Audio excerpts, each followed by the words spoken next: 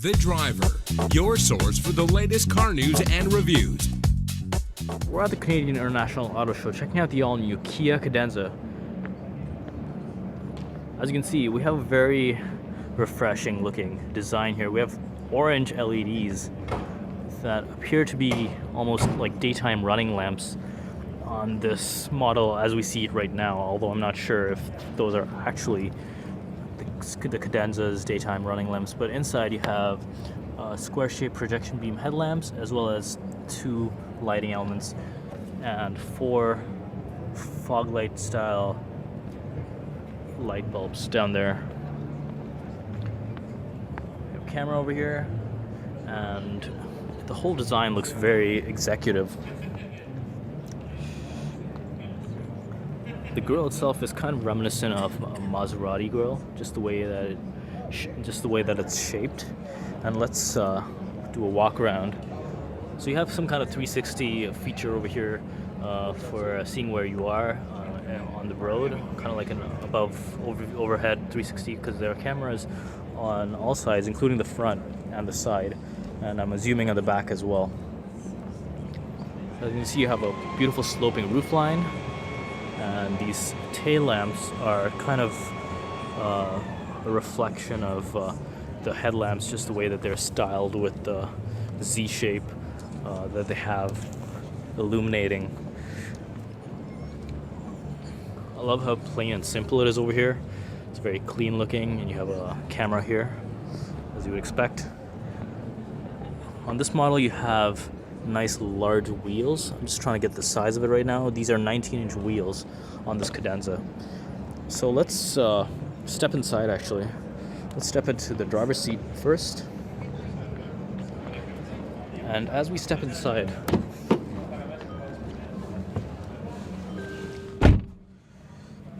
you have a nice screen in the middle that displays all kinds of information.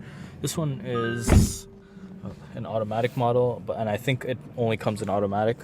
Most vehicles in this class usually do. You have a nice analog clock here, and you have, I love how the screen has almost no glare at all. Like, I could literally drive this on the road and not be distracted by the glare on the screen. This is a really good quality screen. I think it's a resistive screen, which is why the input is so good. Let's see some of the other features that we have here. We have start stop. I love this chrome button. It's probably the first chrome start stop button that I'm seeing. You have dual zone climate control in the front. What else do we have? We have a Harman Kardon powered audio system, and on the driver's side you have cruise control here, adaptive cruise control, call and end buttons. Turn Bluetooth on from your device in order to search. On your device, select the name. Let's stop that. And yeah, it's just really cool. You have lane departure over here.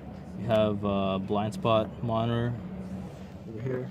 And let's step into the back in a bit, but let's look over here. Here we have heated and ventilated seats as well for the driver and the passenger. You have auto hold, which basically stops the vehicle from rolling when you come to a complete stop, if you have that enabled. 2 cup holders over here, and this cool door center console. Sorry, the cool center console that pops out like this for some reason. I don't know if I'm crazy about that, just because it requires my hand to move. But on a regular one, I would just like go like this, and lift it accordingly. But this one's kind of weird because it pops my hand out of the console in order for me to access things. But the console itself is not a bad size. It's pretty large actually, and the depth is pretty good. And here you have a power outlet just for standard 12 volt, I believe.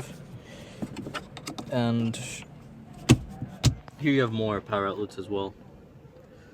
You have USB, as well as a regular power outlet, and a key charger, which is for wireless charging. So we'll step to the back and check that out as well. So as we get to the back, you can already sense a lot of luxury back here. We have a nice large panoramic sunroof that stretches all the way to the back. It almost reaches above the driver's head. It stops right above here. It's not as big as the Lincoln MKZs or anything, but it's quite a nice size for a vehicle in this class. You have heated seats over here.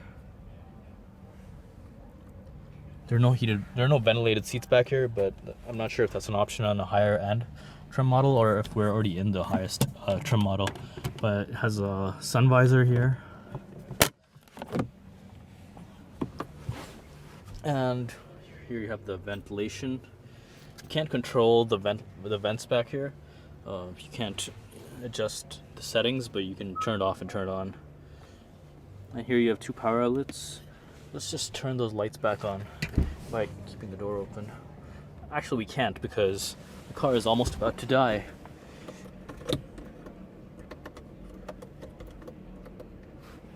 So what we'll do is we'll quickly step to the back. We'll open the door so we get a bit more sunlight, and we'll check out these cup holders.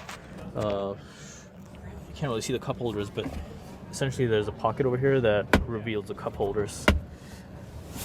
Sorry you couldn't see more of the back, but let's go to the trunk and see how much cargo room we have back here.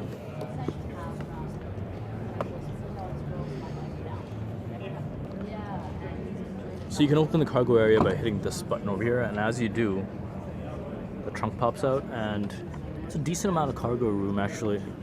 You can't really see because it's kind of dark in this area. You see the lights are off, but it's a nice sized cargo area. You'll probably be able to fit 2 large suitcases and 1 small suitcase in here. There you have a pass-through as well. You can't really see it, but there's a pass-through into the second row of seats. I wouldn't say that it would be good to use in a 60/40 split setting. As you can see, it doesn't really have a 60/40 fold-down seat configuration. And let's just close this. But yeah, I love the design on this all-new Cadenza. It definitely speaks a lot in terms of Kia's high-end models and where we can see Kia positioning itself amongst the newly launched Genesis models, as well as without essentially stealing away from the glitz and glamour of that brand. Kia definitely did a good job with this Cadenza.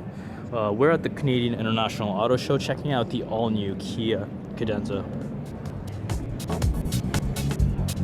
For the latest car news and reviews, go to www.thedriver.ca